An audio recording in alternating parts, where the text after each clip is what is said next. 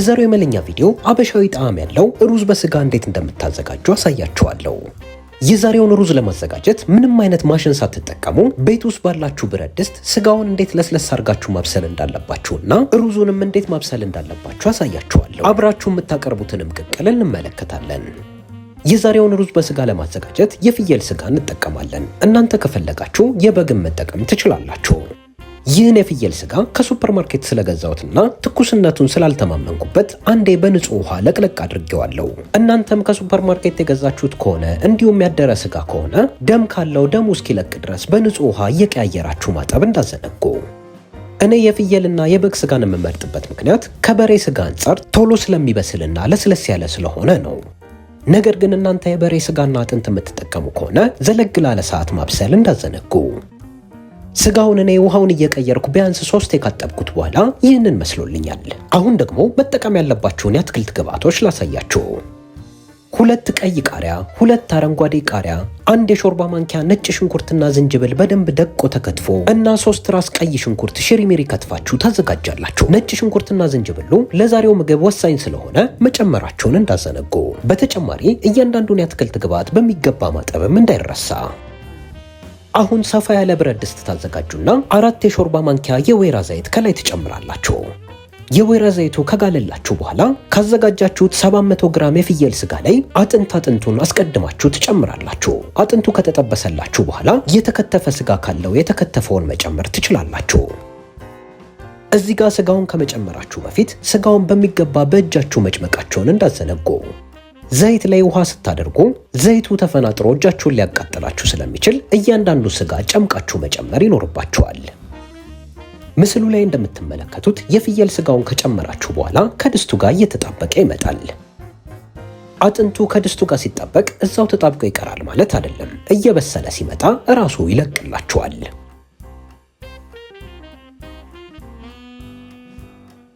ለተወሰነ ደቂቃ አጥንቱን ሳትነካኩት እዛው ከተጠበሰ በኋላ አንዴ ገልበጥ ታረጉታላችሁ። በአንድ በኩል የተጠበሰው አጥንት ይህንን ይመስላል። አሁን ደግሞ ባልተጠበሰው በኩል ከተጠበሰላችሁ በኋላ እሳት ያልነካው ቦታ ካለ መቆንጠጫ በመጠቀም እያገላበጣችሁ ትጠብሱታላችሁ። እዚህ ጋር እያንዳንዱን አጥንት መጥበስ ያለባችሁ ሙሉ ለሙሉ ቀለሙን እስኪቀይርና ውሃውን ጨርሶ እስኪያወጣ ድረስ መሆን አለበት። አጥንቱ ውሃውን ጨርሶ ቆንጆ ሆኖ ከተጠበሰ በኋላ ይህንን ይመስላል። አሁን ሽሪሚሪ ከትፋችሁ ያዘጋጃችሁትን ቀይ ሽንኩርት ከላይ ትጨምራላችሁ። እዚህ ጋር ከቀይ ሽንኩርቱ በተጨማሪ የዛሬው ምግብ ልዩ ጣዕም እንዲኖረው ከፈለጋችሁ የተወሰነ የባሮ ሽንኩርት ከላይ መጨመር ትችላላችሁ። ቀይ ሽንኩርትና የባሮ ሽንኩርት አንዴ በብዛት ገዝታችሁ ለረጅም ጊዜ ማቀዝቀዣ ቤት ውስጥ እንዴት ማስቀመጥ እንዳለባችሁ ከዚህ በፊት በመለኛ ገጽ ቪዲዮ ስላሳየን ሩቅ ሳትሄዱ እዚሁ ገጻችን ላይ መጎብኘት ትችላላችሁ። ሽንኩርቱን ስጋው ላይ ከጨመራችሁ በኋላ የምድጃቸው የሙቀት መጠን እዛው ከፍተኛ ላይ እንዳለ እጃችሁ ሳያርፍ ቶሎ ታማስሉታላችሁ። ሽንኩርቱ ተጠብሶ ሙሉ ለሙሉ ቀለሙን ሲቀይር የማጣፈጫ ቅመሞች ታስገባላችሁ። እንደ ማጣፈጫነት ግማሽ የሻይ ማንኪያ የመለኛን ያልጫ ቅመም፣ ግማሽ የሻይ ማንኪያ ከሙን እና 1 የሻይ ማንኪያ የሮዝመሪ ዱቄት ከላይ ተነሰንሱና ሳይቃጠልባችሁ ቶሎ ታማስላላችሁ። እዚህ ጋር ቅመሞቹን ስጨምሩ አንድ ቦታ ሄዶ እንዳያርፍባችሁ ዙሪያውን መነስነስ ይኖርባችኋል። በተጨማሪ ስጋውን ስትጠብሱ ልክ ምስሉ ላይ እንደተመለከታችሁት ድስቱ ልክ እንደኔ ከያዘባችሁ የፈላ ውሃ ስታደርጉበት ስለሚለቅላችሁ ብዙ አትጨነቁ። አሁን የፈላ ውሃ ከላይ ትከልሳላችሁ። የምትጨምሩት ውሃ እንደምትፈልጉት የመረቅ ብዛትና የድስታችሁ ትልቀት ይወሰናል። ድስቱ ላይ የፈላ ውሃውን ከጨመራችሁ በኋላ ስጋው እስኪበስል ድረስ ታንተከትኩታላችሁ። ዛሬ የተጠቀምኩትን የመለኛን ያልጫ ቅመም ማዘዝ ለምትፈልጉ የመለኛ ተከታታዮች የመለኛ የኢንስታግራም ገጽ ላይ መልእክት በመላክ ማዘዝ ትችላላችሁ። ያልጫ ቅመሞቹን ጨምሮ የተለያዩ የመለኛ ግብአቶችን ታገኛላችሁ። አሁን የጣድነው የፍየል ስጋ እስኪበስል ድረስ ሩዛችንን እናዘጋጃለን። ለዛሬው ሩዝ 1 ኩባያ ቡኒ ሩዝ ተጠቅሜያለሁ። ይህን ረጃጅምና ቆንጆ ሩዝ ማንኛውም ሱቅ ላይ በኪሎ እየተሸጠ ታገኙታላችሁ። ሩዙን ከማዘጋጀታችን በፊት ሁልጊዜ እንደምናደርገው በሚገባ እናጥበዋለን። ሩዙን ማጠብ ያለባችሁ በተደጋጋሚ ውሃውን እየቀየራችሁ ንጹህ ውሃ እስኪያወጣ ድረስ መሆን አለበት።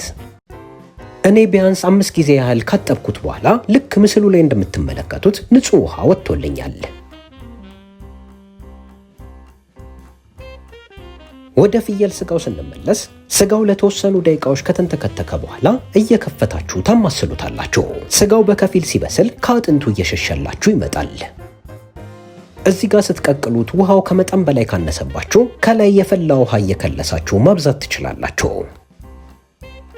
የጨመራችሁት ስጋ ከአጥንቱ ትንሽ ከሸሸላችሁ በኋላ ያዘጋጃችሁትን ዝንጅብልና ነጭ ሽንኩርት ከላይ ትጨምራላችሁ።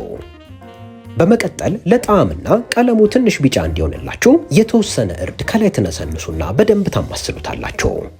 እርዱን መጨመር ካልፈለጋችሁ እዚህ ጋር ለመጨመር ትችላላችሁ። እርድ የራሱ የሆነ ጣዕም ቢኖረውም የዛሬው ምግብ ያለ እርድም ይጣፍጣል።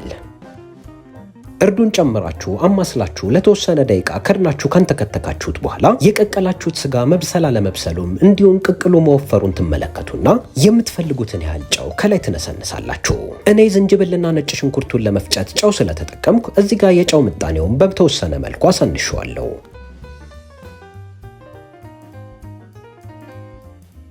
ጨውን ጨምራችሁ ከቅቅሉ ጋር በደንብ ካዋሃዳችሁት በኋላ አንድ የሾርባ ማንኪያ የመለኛን ወርቅ የመሰለ ቂቤ ከላይ ትጨምራላችሁ።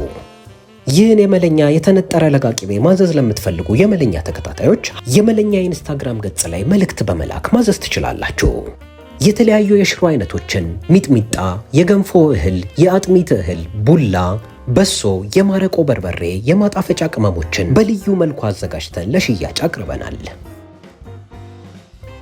የምታዘጋጁት መረቅ ስጋው በሚገባ ከበሰለ በኋላ ይህንን ይመስላል። እንደምትመለከቱት ስጋው ከአጥንቱ በደንብ ካልሸሸላችሁ ለተጨማሪ ደቂቃዎች ማንተክተክ ይኖርባችኋል። ቅድም እንደነገርኳችሁም የመረቁ መጠን በጣም ከቀነሰባችሁ በደንብ የፈላ ውሃ እየጨመራችሁ ማንተክተክ ትችላላችሁ።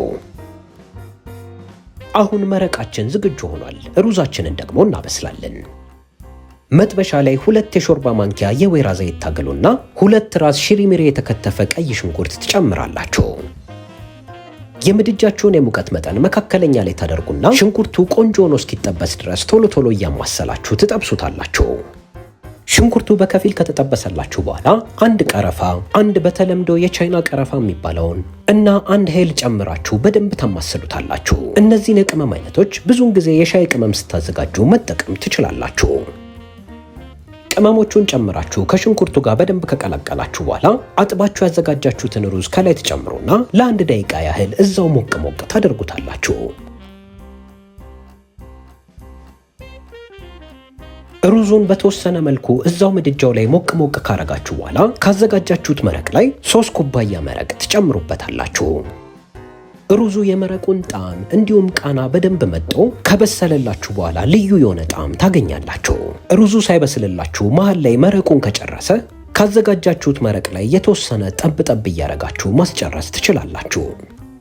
ወደ ላይ ወጣ ወጣ ያለ ሩዝ ካለ በማማሰያ ወደ ውስጥ ከቱትና ጠብሳችሁና ቀቅላችሁ ካዘጋጃችሁት ስጋ ላይ የተወሰነውን ከላይ ትጨምራላችሁ። እኔ 2 ተለቅ ተለቅ ያለ ስጋ ጨምሬበታለሁ።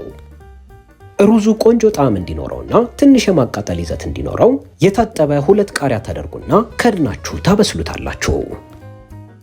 እኔ ሩዙን ለ15 ደቂቃ ያህል ከቀቀልኩት በኋላ ልክ ምስሉ ላይ እንደምትመለከቱት ቆንጆ ሆኖ በስሎልኛል። ሩዙ ሊበስል በጣም ትንሽ ሲቀረው እሳቱን አጥፍቼ በእንፋሎትም አብስየዋለሁ። እናንተ ሙሉ ለሙሉ ካልበሰለላችሁ ቅድም በነገርኳችሁ መሰረት ተጨማሪ መረቅ እያረጋችሁ ማብሰል ትችላላችሁ። አሁን ሩዝ በስጋችን እንዲሁም መረቃችን ዝግጁ ሆኖልናል። አሳምረን ደግሞ እናቀርባለን። ይህን ሩዝ በስጋ ለመመገብ ከዚህ በፊት ያሳያችሁን የማባያ ስልሶች እንዲሁም ቂጣ አዘጋጅታችሁ መመገብ ትችላላችሁ። ሌሎች ከኢኮኖሚ ጋር የሚሄዱ የሩዝ አይነቶችን መመልከት ከፈለጋችሁ ሩቅ ሳትሄዱ እዚሁ ገጻችን ላይ መመልከት ትችላላችሁ። ሩዝ በስጋ ከመረቅ ጋር እንግዲህ በዚህ መልኩ ሁላችሁም በየቤታችሁ አዘጋጅታችሁ እንድትመገቡ እንጋብዛችኋለን። ሞከራችሁትም እንደምትወዱት ተስፋ እናደርጋለን። የዛሬው ቪዲዮ ተመችቷችሁ እዚህ ድረስ ከተከታተላችሁ የት አካባቢ ሆናችሁ እንደምትመለከቱን አስተያየት መጻፊያው ላይ ጻፉልን። በመለኛ ገጽ ሌላ እንድናሳያችሁ የምትፈልጉት ማንኛውም የምግብ እንዲሁም የመጠጥ አይነት ካለ እንደተለመደው አስተያየት መጻፊያው ላይ አስቀምጡልን። እናመሰግናለን።